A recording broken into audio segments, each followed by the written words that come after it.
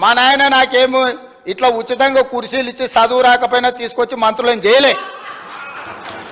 మా నాయన చదువు రాకపోయినా సంధ్య లేకపోయినా మాకు మంత్రులను చేసి ఇంట్లో కూసబెట్టలే. మేము కష్టపడి కింద నుంచి జిల్లా పరిషత్లో పనిచేసినాం, శాసన మండలిలో పనిచేసినాం, శాసనసభ్యుడిగా పనిచేసినాం, పార్లమెంటు సభ్యుడిగా పనిచేసినాం, ఈరోజు ముఖ్యమంత్రిగా పనిచేస్తున్నాం అధ్యక్ష. ఇదంతా స్వయం కృషితోని కష్టపడి తెలుసుకొని అవగాహన కల్పించుకొని సభలకు వచ్చినాం అధ్యక్ష. అయ్య పేరు తాత పేరు చెప్పుకొని ఇందులోకి రాలేదు. కాబట్టి దయచేసి వివాదాల వైపు చర్చ వద్దు, వివాదాల వైపు చర్చ వద్దు. పదే పదే మోడీ గారి ప్రభుత్వానికి ఏ విధంగా ఊడిగం చేసిండ్రో కొన్ని అంశాలను ప్రస్తావించదలుచుకున్నా అధ్యక్ష. జిఎస్టీ బిల్లు తీసుకొచ్చినప్పుడు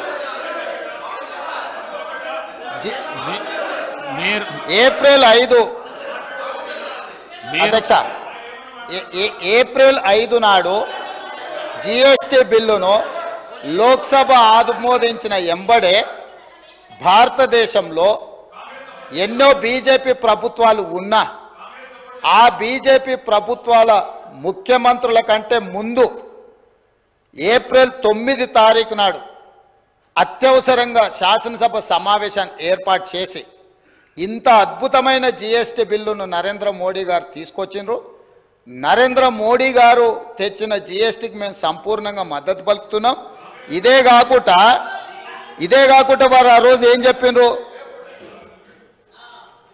ఈ బిల్లుల మీద మోడీ గారిని ప్రశ్నించడానికి కాంగ్రెస్ పార్టీ ప్రయత్నం చేస్తే ఆ రోజు ఏమన్నారు, ఇక్కడ కూర్చున్న కల్వకుంట్ల చంద్రశేఖరరావు గారు, ప్రధానమంత్రిని మీరు నిలదీసినట్టు ఈ సభలో మాట్లాడతారా, మీరు మాట్లాడడానికే వీల్లేదని చెప్పి కాంగ్రెస్ సభ్యులను దబాయించి జిఎస్టీ బిల్లుకు 100% అక్కడ రాజ్యసభలో లోక్సభలో మద్దతు పలకడమే కాకుండా ప్రత్యేక శాసనసభ సమావేశాలు ఏర్పాటు చేసి సంపూర్ణంగా నరేంద్ర మోడీ గారికి మద్దతు పలికినరు.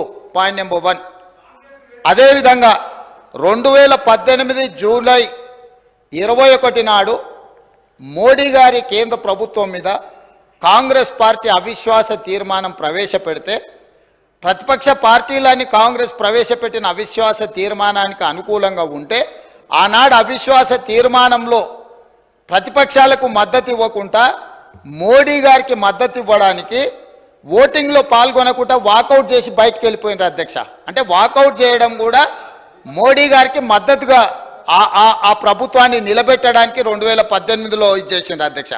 అదేవిధంగా రైట్ టు ఇన్ఫర్మేషన్ యాక్ట్, అసలు ఈ దేశంలోనే సమూలమైన మార్పులు పారదర్శకమైన పరిపాలన అందించడానికి ఆనాడు యూపీఏ ప్రభుత్వం మన్మోహన్ సింగ్ గారు ప్రవేశపెట్టిన ఆర్టీఐ యాక్టును తూట్లు పొడ్చడానికి 2019 జూలైలో ప్రవేశపెట్టిన సవరణ బిల్లుకు కంప్లీట్గా రాజ్యసభలో మెజారిటీ లేకపోతే 240 రాజ్యసభ ఎంపీలు ఉంటే 113 మంది మాత్రమే బీజేపీకి ఉంటే ఆ రోజు ఆ బిల్లును ఆమోదించుకోవడానికి టీఆర్ఎస్ రాజ్యసభ సభ్యులు జోగినిపల్లి సంతోష్ కుమార్ గారు ప్రత్యేక విమానం వేసుకొని రాజ్యసభలో పాల్గొని ఆర్టీఐ సవరణ చట్టానికి ఓటేసిన మాట వాస్తవం కాదా? అంటే టీఆర్ఎస్ రాజ్యసభ సభ్యుడు ప్రత్యేక విమానంలో వెళ్ళి అక్కడ నరేంద్ర మోడీ గారికి మద్దతు పలికింది. ఆ పార్టీ అధ్యక్షుడు ఆనాటి ముఖ్యమంత్రి చంద్రశేఖరరావు గారు అనుమతి లేకుండా చేయగలడా సాహసం అధ్యక్ష? ఇది అప్పుడే వీరు మర్చిపోయినరా? అదేవిధంగా నోట్ల రద్దు ఈ దేశంలో ఉండే చిరు వ్యాపారుల యొక్క జీవితాలతో చెలగాటమాడింది.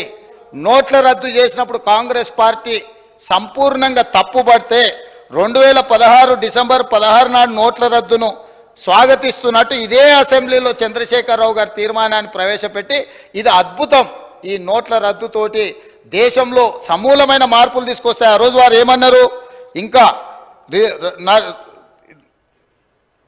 ఈ నోట్ల రద్దుతోటి పూర్తిగా మార్పులు జరుగుతాయి, ఎప్పటి నుంచో నేను ఇట్లాంటి గొప్ప గొప్ప మార్పులు తీసుకురావాలనుకుంటున్నా, దీని ద్వారా ఈ మొత్తం వ్యాపారాలు అన్నీ బాగుపడతాయని చెప్పారు. కానీ చివరికి ఆ నోట్ల రద్దుతో ఏమైంది అధ్యక్ష, జీడిపి ఇప్పటి దగ్గర వారు గొప్పలు చెప్పారు కదా జీడిపి గురించి, ఈ నోట్ల రద్దుతోని 2% జీడిపి తగ్గిపోయింది అధ్యక్ష ఈ దేశంలో. దాంతో దాదాపుగా 3 నుంచి 3.5 లక్షల కోట్ల రూపాయల నష్టం జరిగిందని చెప్పి నిపుణులు నివేదికలు ఇచ్చిండ్రు అధ్యక్ష. ఆ నోట్ల రద్దుకు మద్దతు పలికిందే వీళ్ళ అధ్యక్ష. ఇదే సభలో తీర్మానం చేసి గొప్ప నిర్ణయం అని పొగడ్తలతో ముంచెత్తిండ్రు అధ్యక్ష. ఇదే కాదు, 2017లో రాష్ట్రపతి ఎన్నికలు జరిగినాయి అధ్యక్ష. ఆనాటి బీజేపీ అభ్యర్థి రామ్నాథ్ కోవింద్కు